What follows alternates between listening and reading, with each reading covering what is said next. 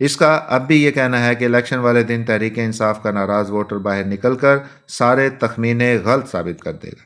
خیبر پختونخوا میں تحریک انصاف کا جادو سر چڑھ کر بول رہا ہے۔ ریاست، معیشت اور سیاست باعث سہیل بڑائچ۔ کوئی مانے نہ مانے مگر یہ سچ ہے کہ ریاست کو سیاست سے زیادہ معیشت کی فکر ہے۔ بڑی مشکل سے ڈالر کی اڑان پر قابو پایا گیا ہے۔ سٹاک مارکیٹ میں پھر سے اتار چڑھاؤ اور زندگی کی رمق نظر آنا شروع ہو گئی۔ یہ کوشش بھی نظر آ رہی ہے کہ کسی نہ کسی طرح بیرون ملک سے سرمایہ کاری لائی جائے تاکہ ملکی معیشت کو سہارا مل سکے۔ ریاست بہت زور لگا کر معیشت کو سیدھا کرنے کی کوشش میں ہے مگر عدلیہ اور سیاست کے مختلف فیصلے اس کے راستے میں مزاحم ہو جاتے ہیں۔ ریاست کو کھلاڑی خان کی سیاست سے گلے شکوے تو ہیں ہی، لیکن اس سے اصل خطرہ ان کو یہ ہے کہ اگر وہ آ گیا تو معیشت کا کیا بنے گا۔ ریاست سمجھتی ہے کہ کھلاڑی خان نے معیشت کے بارے میں جو فیصلے کیے وہ ملک کو تیزی سے ڈیفالٹ کی طرف لے جا رہے تھے، اور اگر وہ ہٹائے نہ جاتے تو ملک کا حال سری لنکا یا کسی افریقی ملک جیسا ہو جاتا۔ ریاست کے معیشت کے حوالے سے ان تفکرات پر عدلیہ توجہ نہیں دے رہی اور سیاست پر ایسے فیصلے دے رہی ہے جس سے ریاست کو تشویش پیدا ہو رہی ہے، اور وہ یہ سمجھنے سے قاصر ہے کہ عدلیہ ایسا کیوں کر رہی ہے۔ سائفر کیس پر سپریم کورٹ کے فیصلے نے ریاست کے ساتھ ساتھ نون خان اور جیالہ خان دونوں کو بھی ناراض کیا ہے، اور دونوں نے اس فیصلے پر بڑا سخت رد عمل دیا ہے۔ آنے والے دنوں میں بلے کے نشان والا مقدمہ اور کھلاڑی خان کی رہائی والا مقدمہ بھی سپریم کورٹ میں زیر سماعت ہوگا۔ ان مقدمات کے حوالے سے بھی اگر سائفر کیس جیسے فیصلے آئے تو نون خان اور جیالہ خان دونوں کا انتخابی مستقبل متاثر ہوگا اور ریاست کے منصوبے بھی ادھورے رہ جائیں گے۔ آئندہ چند دن اس حوالے سے اہم ترین ہوں گے۔ عدالت خان کی مجبوری بھی ہے اور فرض بھی کہ وہ آئین کو ملحوظ خاطر رکھے اور جس کے بھی حقوق متاثر ہوں اسے انصاف دے۔ ریاست عدالت خان کی اس دلیل کو رد کر رہی ہے اور کہتی ہے کہ ملک کے معاشی مستقبل کو سامنے رکھ کر فیصلے ہونے چاہیے۔ سیاست کے میدان میں بھی تیزی سے تبدیلیاں آ رہی ہیں۔ نون خان کے ایک اتحادی نے حال ہی میں ایک غیر معمولی طور پر بڑا سروے کروایا ہے جس کے مطابق مجموعی طور پر نون لیگ تحریک انصاف سے ووٹوں میں 5% آ گئے، اور آنے والے دنوں میں یہ فرق اور بڑھے گا۔ پنجاب کی دو بڑی خفیہ ایجنسیاں بھی وثوق سے یہ کہہ رہی ہیں کہ نون لیگ ووٹوں میں لیڈ کر رہی ہے، تاہم ایک سکہ بند ایجنسی ان اندازوں سے اتفاق نہیں کرتی۔ اس کا اب بھی یہ کہنا ہے کہ الیکشن والے دن تحریک انصاف کا ناراض ووٹر باہر نکل کر سارے تخمینے غلط ثابت کر دے گا۔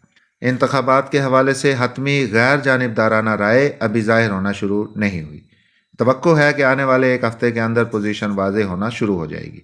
گو لاہور میں ابھی تک دھند اور سموک کا راج ہے، لیکن نون خان کو یقین ہے کہ اقتدار اس کی جھولی میں گرنے والا ہے۔ نون خان کی خواہش ہے کہ اسے الیکشن میں کم از کم سادہ اکثریت ملے۔ وہ مخلوط حکومت نہیں بنانا چاہتی، اسے 16 ماہ کی مخلوط حکومت کا تلخ تجربہ ہے، اس لیے وہ اس سے بچنا چاہتا ہے۔ نون خان کا خیال ہے کہ ملک کو خوشحالی کے راستے پر گامزن کرنے کے لیے مقتدرہ اور حکومت کو مل کر 10 سال محنت کرنا ہوگی۔ اس کی رائے میں مقتدرہ تاریخ میں پہلی بار مثبت سوچ کی حامل اور دو ٹوک موقف رکھنے والی ہے۔ مقتدرہ کے سربراہ کی امانت اور دیانت مثالی ہے، اور نون خان کو لگتا ہے کہ پہلی دفعہ مقتدرہ اور سیاستدان مل کر ملک کی ہچکولے کھاتی کشتی پار لگا سکتے ہیں۔ مستقبل کی حکومت کا نقشہ یوں بنایا جا رہا ہے کہ وزیر اعظم نواز شریف کی وفاق میں معاونت شہباز شریف کریں گے، اور ساتھ ہی ساتھ وہ مقتدرہ کے ساتھ رابطے کا فریضہ بھی انجام دیں گے۔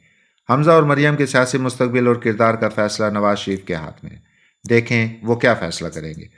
تحریک انصاف کے لوگ کاغذات نامزدگی جمع کروا رہے ہیں، کہیں کاغذات جمع ہو گئے ہیں اور کہیں پر انہیں روکا گیا ہے۔ توقع کرنی چاہیے کہ عدالتیں ان امیدواروں کو موقع فراہم کریں گی کہ وہ الیکشن میں حصہ لے سکیں۔ تحریک انصاف شاید اپنے امیدواروں کے انتخاب میں اتنی محنت نہیں کر سکے جتنی نون لیگ کر رہی ہے۔ تحریک انصاف کو تو جو بھی امیدوار سکروٹنے کے بعد مناسب لگا اسے ہی اپنانا پڑے گا۔